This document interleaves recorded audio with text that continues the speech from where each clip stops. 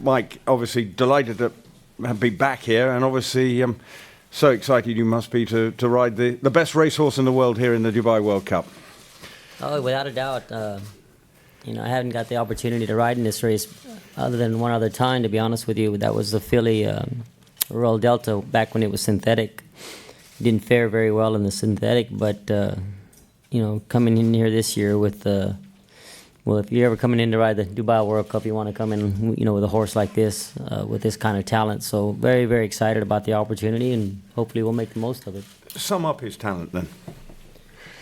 Well, I've been very blessed to have ridden a lot of really talented horses.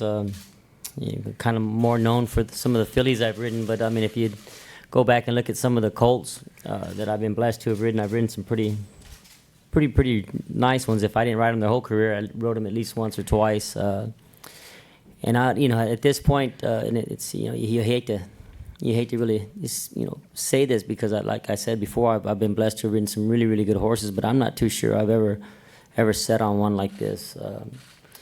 Everything about him, his disposition, his mechanics, the way he gets over the ground. At times you feel as you're running downhill instead of on level ground. I mean, he just feels like he's just getting over the ground that well. And he's done things that a horse at where he's at in the stage of his career is not supposed to do, and especially not supposed to do with the ease that he seems to do it with. And then what amazes me more than anything is just when the race is over, it's as if he hadn't put much effort into it. His recovery time is so quick. He seems to just have lungs that go forever. And riding him, I mean, all the experience, I mean, does it make you feel like a sort of a little teenager again? Yeah, and I mean, and he's getting smarter again. Something great to say about him is he never leaves you feeling like that's it, like you're empty. You've hit the wall, so to say. He always seems to leave you with a feeling that there's more to him. There's more upside than down. And he certainly has gotten smarter about racing. So he's gotten to where I can be very aggressive with him early.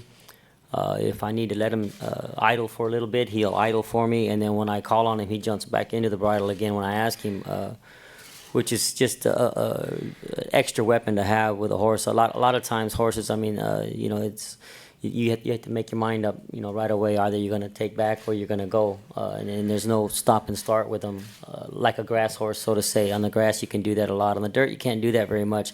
This horse happens to be able to do it on the dirt so far. And which of his performances you thought, wow, that can't get any better? Everyone has just gotten better, to be honest with you. From the first time I rode him in the Travers, knowing that he had a lot of talent, but... and even during the race, and it was, wow, he's drawing away. Wow, it was great. And then I looked at the teletrauma about a 16th of a mile before the wire, and I could not believe that he had opened up as much as he had. And then what was more amazing about that was his first time in a stake, first time going a mile and a quarter, and again he pulled up as if he didn't run a mile and a quarter. Then you come back and you see that you went in 1 minute and 59 seconds, under 2 minutes going a mile and a quarter is just mind blowing. Never been done before in New York at the Travers. It was the fastest Travers ever. That was pretty amazing.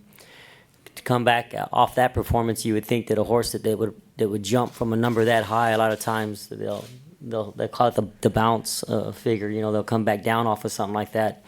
Although maybe the speed figure came down just a little, he still ran an amazing race in the Breeders' Cup Classic to beat a horse like California Chrome, which was last year's Dubai World Cup winner, which was amazing. And the next morning after the race, you go by and you see him, and he's at the front of the stall with his head out, just like as he didn't just do that. Then you come back and you're running the Pegasus. Again, I was able to get very aggressive with him, stop him a little, start him again, ease him out going into the far turn, and he just pounced on him. And one gearing down, actually. So each performance has been mind-blowing to me, to be honest with you. And again, he's going to have to do something like that again. He's not going to just go over there and, be able to run around there. A lot of people seem to think, oh, you're on the best horse. I mean, these horses in this race are extremely talented. He's got to run his A race. He's got to jump. He's got to do everything I need him to do, to run big and to win. So if he does all that and given the opportunity, I think you'll see you'll see how special he really is. And obviously you've looked at the opposition. How do you assess it? Do you think he's got to run the race of his life?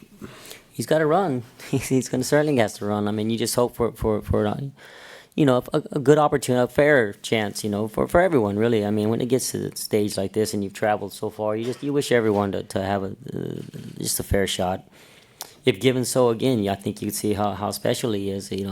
I'll be aggressive leaving there. I'm going to leave there as if I'm going to put him in front and then see who decides to go faster than him the first part of it, because that's what he's good at. He's good at that repetition, that real fast he can, he doesn't need a 24 to get a mile and a quarter. I mean, he could actually get a 22 and change and still get a mile and a quarter. So that's what's great about having a horse that's that talented, is you can do something like that. In saying that, though, you got to jump well. You got to do everything that you need to do to be able to do that. And if someone wants to be in front of him, which it looks like there could be a horse or two that could be in front of him, that's fine, as long as we're going at a good enough pace. And from your perspective, do you feel under pressure because you want to make sure that he gives of his best and you don't want to maybe have a mistake somewhere along the way or do something wrong? Do you feel under pressure or not? Oh, without a doubt. And if I was to sit up here and tell you that I didn't, then I shouldn't be sitting up here. This is a $10 million race. A lot of people put a lot of time, a lot of hard work, a lot of money. I take no one lightly, and I don't take anything for granted. I mean, we have a job to do, and right now I'm just focused on doing my job. Going to do my best to make him do his job, and if all goes well, if we get that part of it done, I think his natural ability will take care of the rest.